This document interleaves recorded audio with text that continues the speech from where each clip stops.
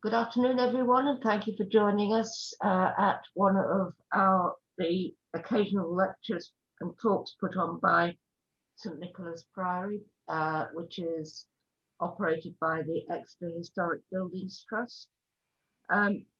Just a word before we start. The Trust is a charity supporting what is actually the oldest building in Exeter, and so please feel free to make donations.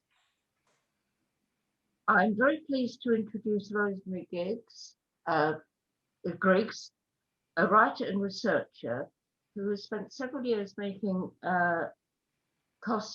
historic costumes, mainly specializing in the 16th century. Her aim, as she will tell you, is to make history live, and costume is one of the ways she has found makes people really want to know more about what it was like at the time. So over to you, Rosemary.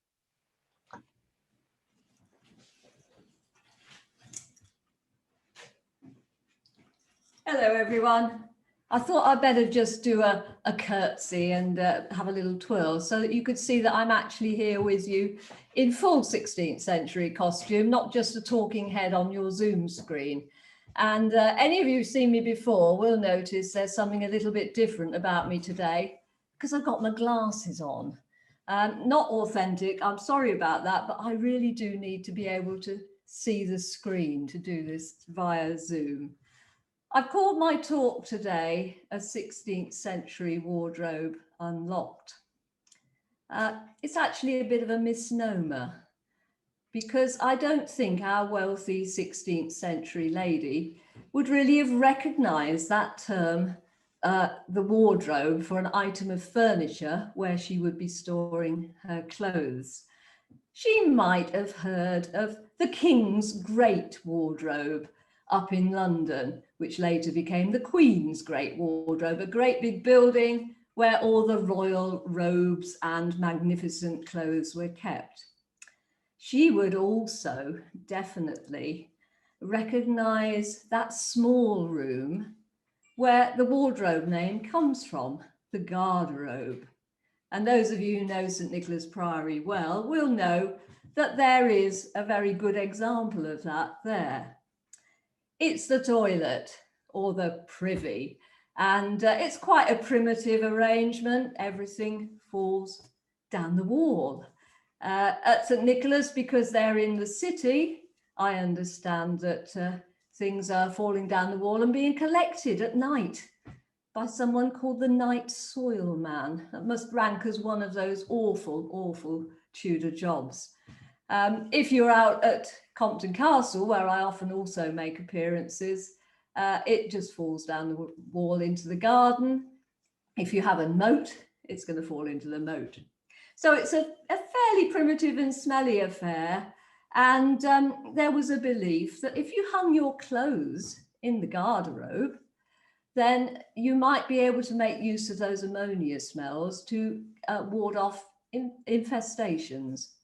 Now, I'm old enough to remember putting mothballs in my drawers with all my jumpers, but we're not talking about moths here. We're talking about something a little bit more unpleasant. We're talking about body lice, which was actually, even for the wealthy, quite the problem. So they'd hang their heavy woolen costumes, their furs and what have you, in the garderobe, and then later take them out and they would fold them and keep them stored in a chest or a coffer, and it would be packed with sweet smelling herbs. So what I thought I'd do today in the time we've got here is make use of Zoom to show you a few more closer photographs, to share those with you, to show you what would be found in that 16th century coffer. Most of it will be about a wealthy woman's clothes, but we will also look at what the other less wealthy people were wearing. We'll also have a little look at what some of the men might be wearing, and I'll talk a little bit about some of the fashion trends that were influencing what people were wearing in that very, very well-known time. I'll probably talk for about 45 minutes in total, and then there'll be lots of time for questions at the end. What I suggest you do is jot them down. If you've got something you want to ask as we go through, put it in the chat box, and then we can pick them up at the end.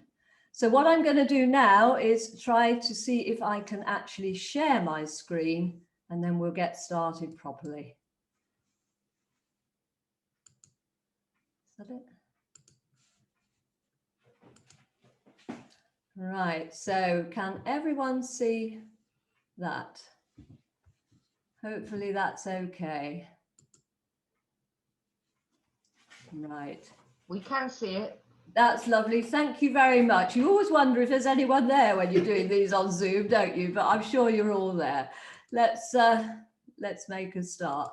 So the very first thing you are going to find in this coffer is a linen shift. In fact, you'll probably find quite a supply of these, because this is the most important garment that anyone possesses. It's made of linen and it's worn next to your skin. It's there to keep your very expensive top clothes clean. It's the only bit of your costume that you can actually properly wash. It's worth saying just how expensive those top layers of clothing were in those times. There was some research done down at Compton Castle a number of years ago now, and they came up with the idea to kit a wealthy woman out, as you're seeing me today. You're going to be spending something like the equivalent of what you might spend on your next new car. This is big money. We want to look after these clothes and make them last. So by wearing linen next to the skin, it's going to absorb the sweat and the grease. It wears incredibly well. It can be washed and laundered. The top clothes, well, they just sponge those, or they brush them. Now, I mentioned in my little introductory piece the Great Wardrobe up in London. And one of the interesting things, if you actually read through Queen Elizabeth I's household accounts, you find that she employs some people called the Queen's Brushers. And their job is to spend all of their time keeping her wonderful array of gowns clean. Now, shifts come in a variety of necklines, but the basic structure of the garment is the same. It's basically 4 rectangles of linen. Often there's an extra piece put in the side to give it a little bit of flair, but it's really quite simple. One of these you can see is a square neck, then there's a scoop neck, and here's another one I've made, which is with a much higher neckline, and you've got quite a lot of decoration starting there around the collar and the cuffs. A little bit of embroidery and quite an intricate folded collar. Now, there is one extra little piece of fabric that goes into the shift, and it goes under the arms. It's an extra square called a gusset. And this is a really brilliant idea, because linen itself is not a cheap thing to come by. So they want to make the linen shifts last as long as they can. So the beauty of the gusset is that when it gets soiled, you can snip it out and sew in a new piece. They're actually quite thrifty in the way they manage their clothing. And I did want to share this picture as well with you, because this is actually one of the very few garments that remains to us from this time. This is in the Victoria and Albert Museum, and it's from around 1540. It's an embroidered man's shirt, which is the equivalent of what the women are wearing. And you can see that absolutely wonderful embroidery on the collar and the cuffs. So during lockdown, I've had quite a lot of time to experiment with my stitching. And one of the things I've been trying is some of that embroidery. This is blackwork embroidery, And it was made popular in England when Queen Catherine of Aragon, or Princess Catherine as she was then, arrived from Spain in 1501. She came not to marry King Henry VIII, but his brother, Prince Arthur. And she brought this type of embroidery with her. It's often also called Spanish work. And it became very popular. It was used to edge collars and cuffs, usually in a fairly regimented geometric pattern. But later on, it became much more free-flowing, and you had great swirls of black work used to decorate entire sleeves or parts of gowns. I'm just going to play the video clip now and see if it works. Now, can you see that when you turn the black work from one side to the other, it looks pretty much the same. And that's a really useful thing if you're trimming a pair of cuffs, because it's quite often the cuff will fall back and show the underneath side. As I say, I've been experimenting not only with embroidery techniques, but also with hand stitching. And I've used some linen thread on my linen fabric to do that. And you wouldn't believe the difference it is to sewing with manufactured synthetic threads. And this is what I've made. This is my latest shift. Every stitch has been put in by hand, all of the seams, the whole thing, just as they would have done. And if you want to know a little bit more about making that shift, I've actually got a video loaded up onto my website so you can find out a bit more about it. And of course, the men, they're wearing linen next to the skin as well. And this is my husband. He also goes by the name of the Peasant, David. And he's actually my lady's maid and my chauffeur and my IT expert today and all sorts of other things. Here he is wearing his linen next to the skin, although of course his isn't very decorated because he's of the working people. But it wasn't just the working people who were going to be wearing linen next to the skin. Here's a familiar face, King Henry VIII. And I love this picture and this portrait by Joost van Cleef. It's really easy to see Henry's very fine linen shirt. And he's wearing it underneath a doublet, and it's poking through some holes, which is called slashing. And it's a fashion that became very, very popular. It started towards the end of the 1500s. There was a battle in Europe, and the soldiers, the victorious soldiers, they were very pleased with their victory, but they found that their clothes had been cut virtually to ribbons during the fight. So they went off to the nearest town, found whatever scraps of fabric they could, put them behind the holes in their costumes, and it sort of grew from that to become a sort of a symbol of military victory, a very sort of macho symbol, I suppose. And it's not really any surprise then, is it, that King Henry VIII thought this was a great fashion to adopt. And also his fellow king in France, there's a companion picture of him where he's wearing a very, very similar slashed doublet. And it's a detail that carries on in various guises throughout the 16th century and does actually become used on women's clothes as well to decorate sleeves and other parts of the costume. So there's Henry, and I said we'd make a little diversion to talk about where the fashion trends were coming from. Now, have you ever thought of King Henry VIII as a fashion icon? Here he is, look at him. We're very familiar with that particular pose, aren't we? I think Henry VIII was probably the first of our English monarchs who realised the value and the potential of using portraits and costume to promote his image of power and magnificence. And doesn't he do it well? We'd never forget that picture, would we?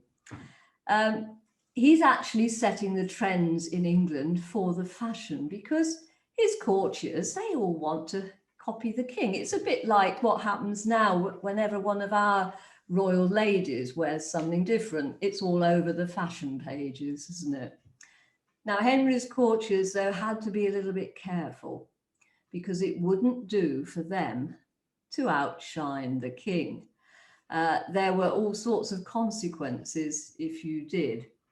In fact, I think it's the very first act that Henry VIII enacted when he came to the throne in 1509 was the Act Against Excess in Wearing Apparel. That was the first of a succession of attempts to control what everyone was wearing. Henry had several goes at it. His daughters, Mary and then Elizabeth, they also had several more attempts to set the rules for who would wear what. And there were supposedly quite severe penalties if you fell foul of the rules, including even the very worst of penalties. But the only example of that you could by any stretch of the imagination think was the result of fashion. The Duke of Buckingham in the early 1520s, he lost his head, and it was said he had had a cloth of gold suit made for him, which outshone the king. I think there were probably lots and lots of other factors that led to the Duke of Buckingham's demise. But for most of the courtiers, they are going to be a bit careful, but they still want to copy the king. Now, Henry, you can see here, is wearing over his doublet quite a short gown. It sort of emphasizes his bulk at the top, I think. Now, in his father's time, those sort of gowns were much longer, but Henry is an athlete. When he's young, he loves to go to the joust, he loves to go hunting, he plays lots of tennis, and he introduces this much shorter version to show off those amazing calves. He's a big man, isn't he, Henry? Well, not everyone else at court is quite so of the same proportions. So they start to pad out their costumes. And it's a fashion that actually carries on after Henry's gone. And they pad them out into what we call the peas cod belly. And this is Charles, the Archduke of Austria, in 1569, and he's showing off a rather fine peas cod belly. I think they carried on with that style for quite a while, because these powerful men, they thought this looking big was going to be quite useful to them, to keep them, looking very strong and powerful. Now, some of Henry's fashion ideas for men did carry on all the way through Elizabeth's reign, in fact. Here's a very familiar figure to us in Devon, Sir Walter Raleigh and his son. And this is right up 1602. So we, right the way through Elizabeth's reign. Now you can see in that picture, his silhouette has trimmed down a bit. We've lost the peas cod belly and we're emphasizing the shoulders more. But what has continued, you can see that Sir Walter there is still showing off a rather fine pair of legs. And the fashions for the women were also set by royalty. And this is that familiar portrait of Anne Boleyn. And she, we are led to believe, was a really strong influence on the fashions of the 16th century women. She was supposed to have come from France and brought back all sorts of new ideas, including what she's wearing on her head, which is called a French hood. Now, actually, there are examples you can find of women in England wearing something very similar to that a little bit before Anne came back from France. But what she did, and there's no doubt about this, is that she actually made it very popular. And it was a fashion that went on for a long, long time. So here's a picture of me wearing a rather similar sort of headdress. A lot of mine are actually modelled on that style of French hood. Usually with Anne, you will see there's a long veil at the back. That sometimes is still there, sometimes that is no longer part of the costume. But actually, I think I could probably make quite a case for Queen Catherine of Aragon. And here she is, seen as quite a young girl. Now, I think Queen Catherine probably had more influence on the costume of a 16th century woman than actually Anne did. And I've already mentioned how she brought that black work embroidery into the country. And later on, we'll see what other influences she had. This is our more familiar picture of Catherine of Aragon, where she is wearing a totally different type of headdress. She's got that sort of church roof sat on her head. It's the image we're very familiar with from our playing cards, I think. That's the English gable hood.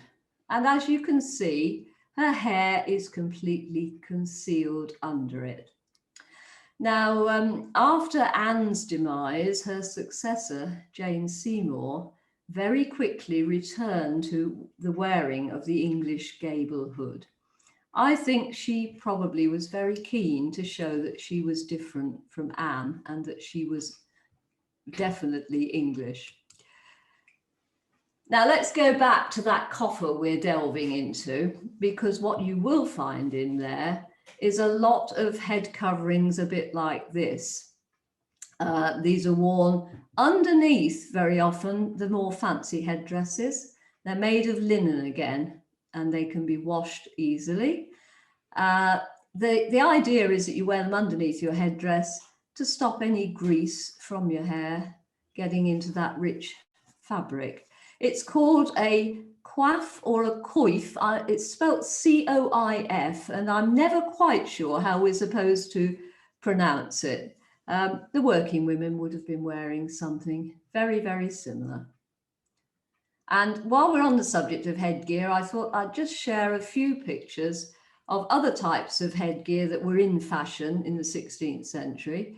Now, this is a man's hat. It's called the Bristow hat, and it's fairly certain that this one was actually owned by King Henry VIII himself. They have found traces of where there were jewels attached around the brim, and it's in the collection of the historic royal palaces.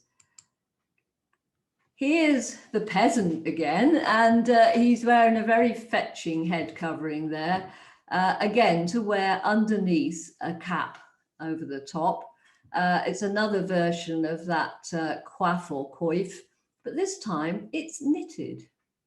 And one of the other things I've been able to do during lockdown is to give some help to my friends who produce some rather wonderful books called The Tudor Tailor, which is my first go-to guide to making these costumes. They've been wanting people to do some pattern testing, including some knitting patterns, which they want to put into a book coming out in the future. And it's been a fascinating experience doing that. So here he is again, and this time he's wearing a knitted cap, which is called a split brimmed cap. And here's a picture of the actual article. Fascinating process to create these because you are working with pure wool. But when you've knitted it and you've spent all those hours getting it right, what you have to do is dunk it in some really, really hot water, which is something we'd never dream of doing with our woolens. And you have to beat it with hammers or whatever, rolling pins, to make it get this felted appearance. It's a process called fulling. And after that, you can use a teasel to sort of pick up the nap a little bit. Knitting actually is quite a thing in the 16th century. And we know down in Devon, we have a wonderful tradition of producing wool. So it's no surprise, I suppose, really, that in the late 1500s in Exeter, the Guild of Cappers, Haberdashers and Felt Workers was established. And the Cappers are those making these sort of caps. One other thing before we leave that knitting behind, I mentioned the sumptuary laws. Well, in the early 1570s, Queen Elizabeth I introduced a law that required everyone below a certain station in society, a certain rank, to wear a knitted cap every Sunday when they went to church. And this was her using that law really to give a little boost to our home wool trade, which was suffering a bit against real, influx of foreign competition. Right, where are we going now? Oh yes, there's the Bristow hat, just to tell you. I've also been knitting some of these, and you would find quite a supply of these in the 16th century coffer. Stockings or hose. These are knitted in wool and they're very warm and cozy, but for our wealthy woman by this time, she would be also able to get silk knitted stockings. Now, I haven't had a go at that. I'm not sure I'm proficient enough as a knitter to use silk. And you can see as well that they're held up with garters. These ones are knitted. Sometimes they would use silk garters. Knitted garters, guess what stitch you use to knit them? Of course, it's garter stitch. And they're quite simple. They just cross over at the back. And they're quite effective at holding your stockings up because the knitted ones are quite stretchy, so you can tighten them up well. And any of you who remember your Shakespeare, you'll remember that in Twelfth Night, Malvolio goes cross-gartered. So that's where that came from. I did want to show you a little bit about how men's legs were covered in those times, but I haven't actually made any of those yet. But this is from the Tudor Tailor book, and it just shows you how they were wearing leg coverings, not usually knitted, but they were made from fabric, and it was usually cut on the bias, so that gave it a little bit of stretch. And they were tied onto the doublet at the top with laces called points. So the other thing you're going to find in any wealthy lady's coffer is a number of, I suppose, structures, I don't know what you'd call them, to create that characteristic 16th century shape. If you think about it, it's two triangles. You've got one at the top, and then you've got another underneath which spreads out a little bit wider. And it's very much an emphasis on making the waist look a bit slimmer. We don't mind if it looks a bit big round the back, which is a little bit different from the way we think about it nowadays, isn't it? Because we're all probably quite keen to minimise our back view. A lot of people will ask me if this is a bustle. And our Victorian friends had something really that was quite similar to this, which they used to shape their costumes. But they were a fairly prim and proper lot, the Victorians, whereas the Elizabethans, they're a bit more direct in their language. So this is called a bum roll. And it's what, if you weren't terribly wealthy, you would use to create that characteristic shape. It's a bit like you've got a little pillow tied around your middle, and they would stuff it with things like sheep's wool or scraps of fabric. But if you were wealthy, you might well, towards the middle and late end of the 16th century, have one of these in your wardrobe. Now, this takes us back again to Catherine of Aragon. When she arrived in 1501, she came into Plymouth, actually. Her ship had been blown off course and she wasn't expected there. But some of the reports of her arrival suggest that the people of Plymouth were a bit surprised at what she looked like. She was wearing these strange Spanish costumes with huge skirts.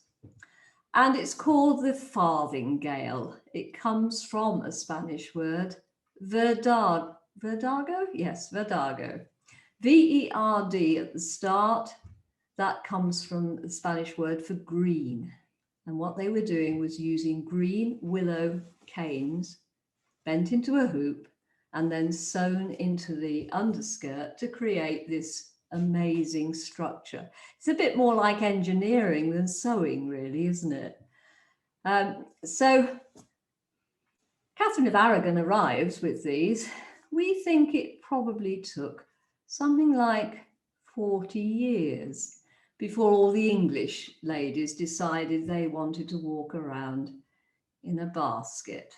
Isn't fashion very, very peculiar? So that is the farthingale. The other item of clothing you will definitely find several of in any self-respecting woman's coffer is a kirtle. This is a simple garment. It's got a full skirt at the bottom and attached to a bodice. This is my working woman's kirtle, and I've used some heavy green linen to make it. But more typically, it would have been made of wool. You can see I'm actually wearing one of those knitted caps in the picture here. But things are a bit more complicated for the wealthy woman. She wears her kirtle now over her shift, but then she's going to add another layer of heavy clothing on top of it. This is my best kirtle. It's made of red silk, and the top of the kirtle over time is starting to be stiffened quite a lot because the other fashion trend is to look very flat down at the front. So I've tried, when I made costumes, using modern day boning to create that shape. But I didn't get on very well with it because it doesn't stay where you put it very easily. It's all plasticky stuff. And when you've made it, it sort of wriggles its way out and sticks into you in all sorts of uncomfortable places. So I've reverted to using something much more similar to what they used, and it's split willow canes. And I find it a lot more comfortable because it's natural fibre. It seems to breathe with you. Can you see also, though, on that photograph, something is sticking out of the top of my kirtle, a piece of wood. Now that is called a busk, B-U-S-K, and it's another way of emphasizing that flat front. They got quite exaggerated towards the end of Queen Elizabeth's reign. They were quite long and sort of pointed, I suppose. There's a couple of things I could share with you about busks. I don't know if any of you have ever done any ballet dancing, but I understand there is a lift in ballet called the busk lift. And from what I can gather, it means the gentleman will actually lift his partner off her feet using that front part of the costume where the busk is positioned. The other lovely story about busks is that if a gentleman really likes a lady, he could go away and have someone carve a message on one of those pieces of wood. And then he could present it to his lady love. And if he's very, very, very lucky, she might like him too and accept it. And then she can wear it in this quite intimate part of her costume. Now you can see that my kirtle is bright red. Even the working woman might aspire to have a red underskirt. It's something she could actually hide underneath and perhaps get away with under those sumptuary laws. And it's a very popular colour, red. They think actually red has got special qualities in cloth. It helps to keep you warm. Very often you will see red hangings around the bed because they think that the red light falling through them will warm you up. So very popular colour. At one of my talks some time ago, someone said to me that they remembered having a red flannel poultice when they were a child, when they had a chesty cough. Now, the working woman's kirtle, you'll see laces at the front. This is a brilliant idea because these clothes have got to last a long time. Through every change in everyone's body shape over the years, including when they're having a child. As a working woman, it doesn't really matter if you let out the laces and there's a bit of a gap, because you have an apron that you can pull up higher and cover the gap. But it's a bit more difficult for the wealthy. This is Jane Seymour in that famous picture of her. What she has done is to pin another piece of fabric over the top of where she's let out the laces. It's called a placard. Later on, it becomes more exaggerated and it becomes a stomacher. It's much more pointed.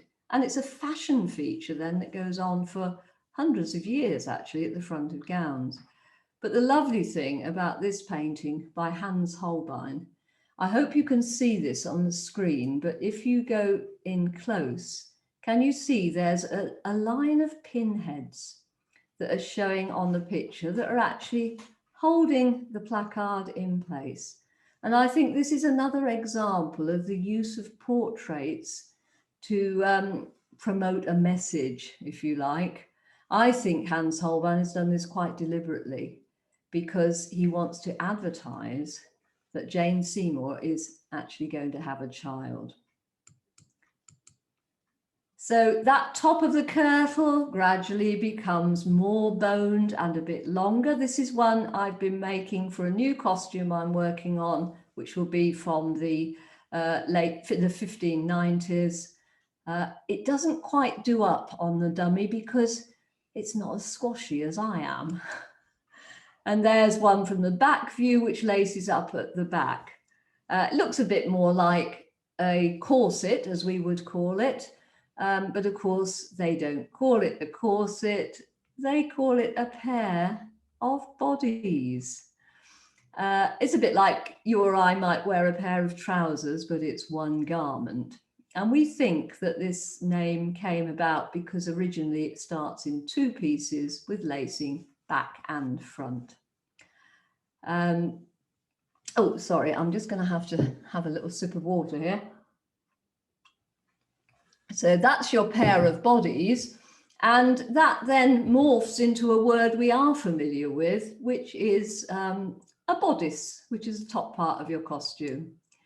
And here I am wearing it with a rather architectural construction. This is my new farthingale. When we get to the 1580s, instead of wanting to walk around in a basket shaped like a bell, everyone wants to walk around in a basket shaped like a drum. And I'm just going to play the video clip so that you can see what happens here.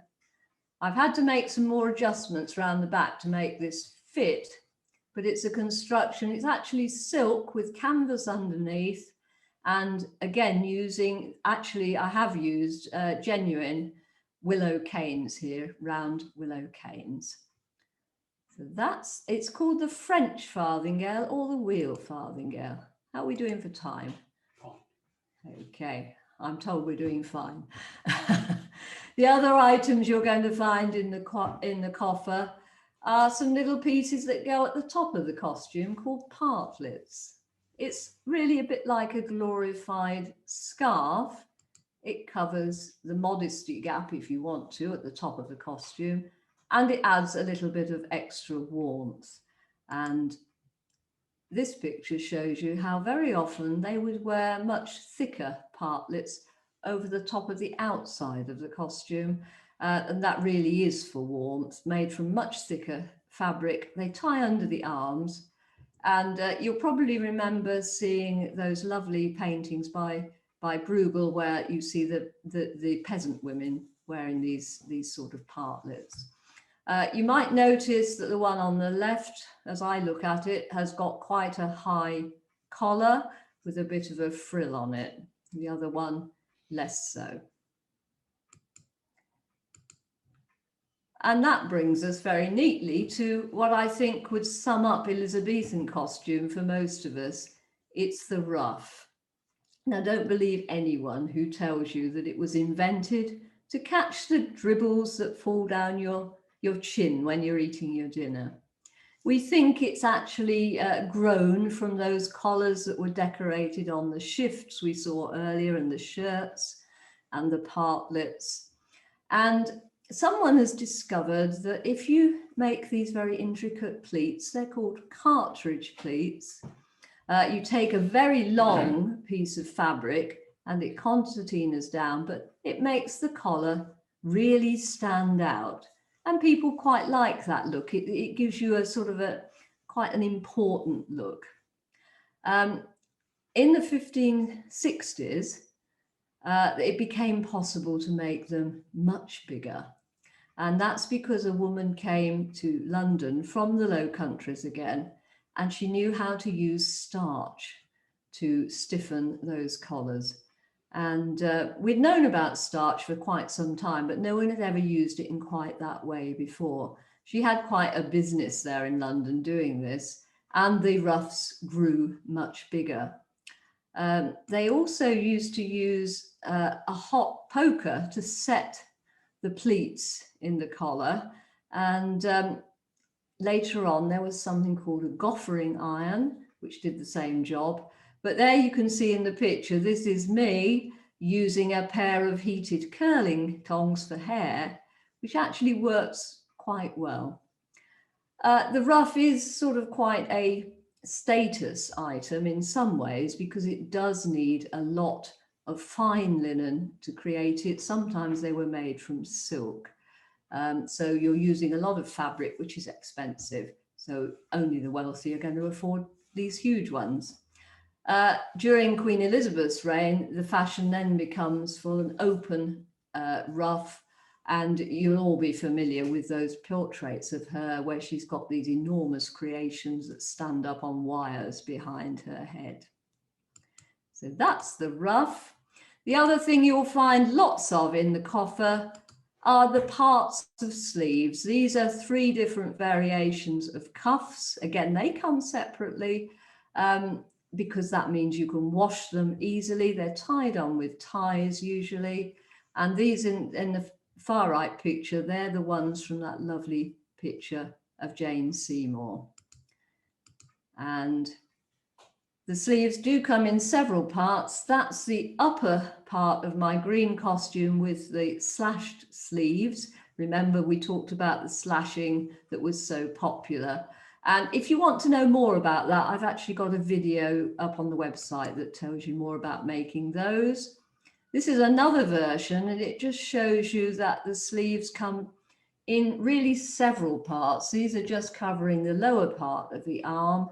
It's a style of slashing called Almain sleeves, from the French name for Germany, which is where this particular style of sleeve came from.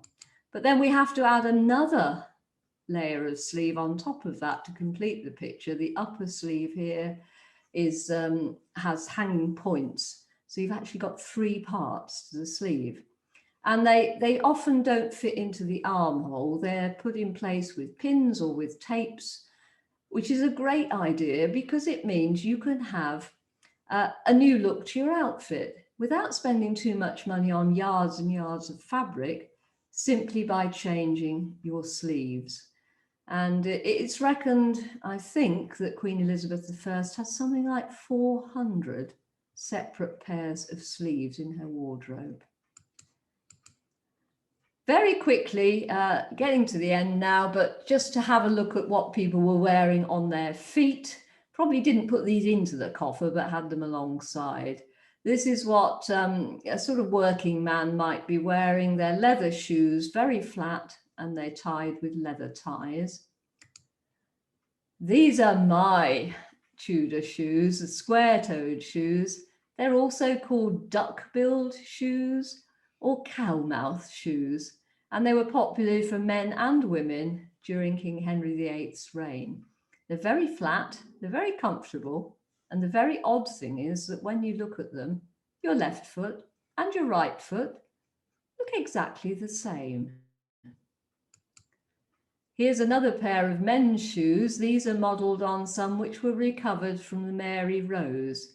And I hope you can see that they've got a little bit of slashing in the front, so it would be possible to pull some fancy fabrics through them. Towards the end of Elizabeth's time, though, things have got a little bit more dainty for the women, certainly. And they tend to be wearing things that look more like slippers. These are a pair from 1600, again, from the Victoria and Albert Museum. And they often used fabric to make these rather than leather. And it might be embroidered and decorated, but still quite flat. Heeled shoes start to come in under Elizabeth, but they're not terribly common for women.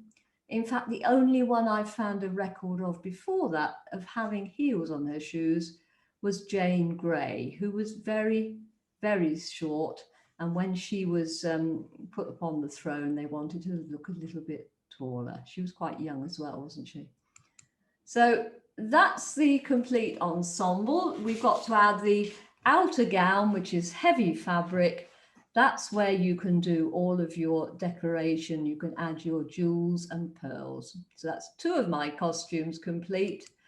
I haven't had time to tell you about the 3rd one, which is actually a really interesting one because it's based on a gown which we know the character I often play, Catherine Champernowne, actually owned because it was left to her in a will. But we'll have to save that one for another day.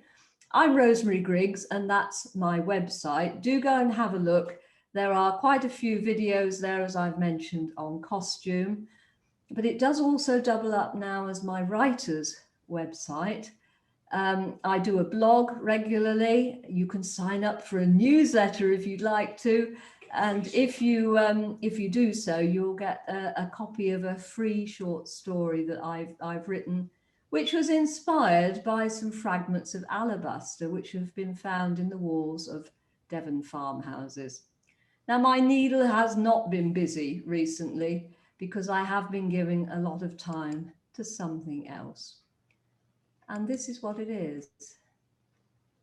This is my novel, A Woman of Noble Wit, and it will be coming out in September, and you can find out much more about it on the website. It's based on the life of that woman, Catherine Champernowne, who happened to be Sir Walter Raleigh's mother.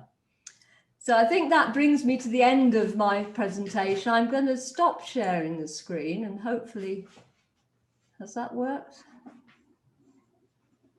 Now what's happening? The technicalities. We need to go back to the other page, do we? Oh, yeah. Is there anyone there? You need to go back.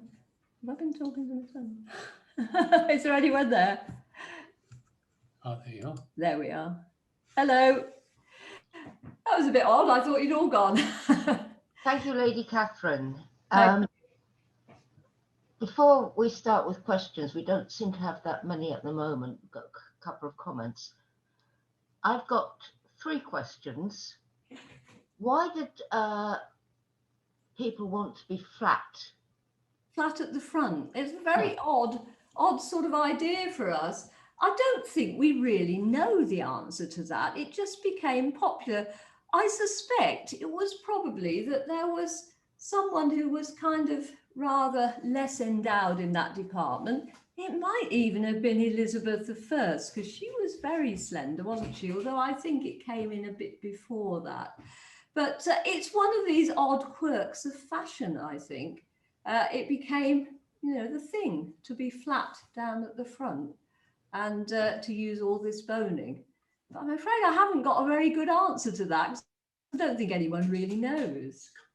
It's very comfortable, though. You might be surprised to find that actually, once you get all your bits into the right place, this flat look is actually quite comfortable and supportive. So hope that goes some way to answering the question. And obviously, we need to do a bit more research on that one. Right, I've got a question from Olwyn. I have a very basic question. Were there any knickers worn either by men or women? Oh, I'm so pleased that's come up because it almost always does. The honest answer is no. If you think about it, have a look at what I'm wearing. It's much easier to manage your needs if you can just use a receptacle like a chamber pot and sort of put it under your skirt, which is what we think they did. Actual bloomers or drawers or whatever you want to call them, they don't come into use for women until Queen Victoria's time, actually. And even then, that seam is not completely sewn up. So they are still quite separate. Actually, sometimes Queen Victoria's bloomers, she had hundreds of pairs of them, and they sometimes come up for sale. And they are huge, and you can still see that seam there, and they've all got an embroidered monogram on them. Yeah, so it's practical, you know, really not to. Now, I don't ever divulge to anyone how far I do actually take authenticity. There is one existing pair of bloomers, which is from almost this time. For some obscure reason, they did put a pair on Queen Elizabeth's funeral effigy, which also has a pair of bodies which are incredibly, incredibly narrow. I can't imagine any living woman ever fitting into them. But lovely question. It usually does come up, and thank you for that one. I have a question from Elizabeth. Were people smaller framed at the time? That's a very interesting question. And lots of people say to me, oh, you're just right for this time because you're not very tall. But actually, when you dig deeper into it, there's not a lot of evidence that people were actually shorter. But what may very well be the case is that their body shape was a little bit different. Diet was quite different from what we have, and particularly for the working people, it would have been quite a poor diet. So it may be that they were a little bit smaller. We often see those suits of armour, don't we? And people say, oh, look, they're tiny. But I think there's been some studies done quite recently, which actually looked at skeletons and what have you.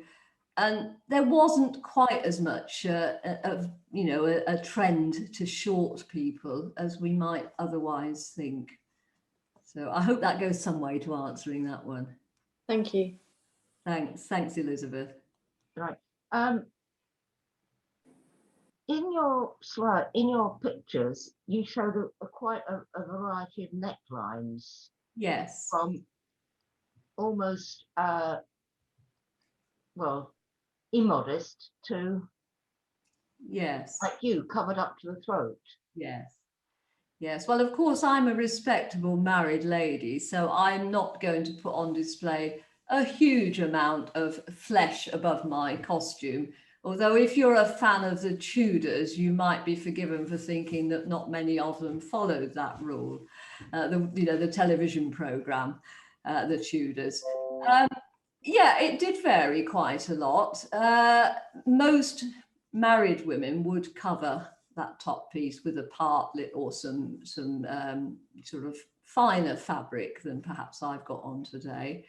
The influences on fashion also came in from other places in Europe and across in Italy during Queen Elizabeth I's reign. It became much more common to have a much lower cut costume.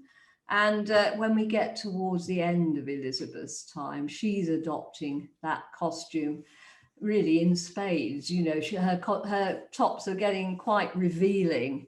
And it must have been a little bit disturbing, I think, because she was getting on a bit by then as well, but she didn't seem to mind.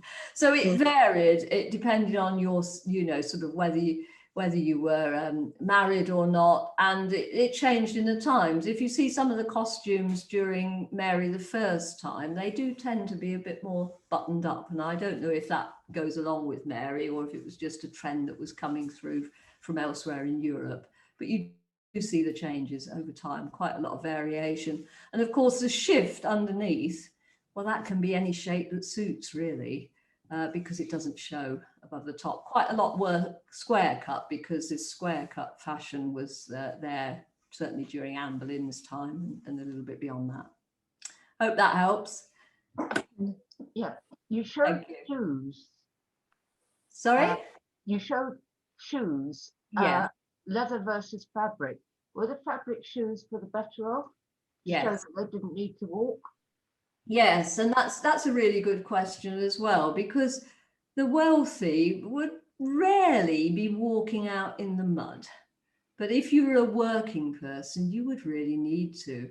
So what they had, which would go underneath the shoes if you were having to go and walk in a muddy street or a muddy field, there were pieces of wood shaped, which they strapped on underneath the shoe. They were called pattens, and they raised you up a bit above the mud.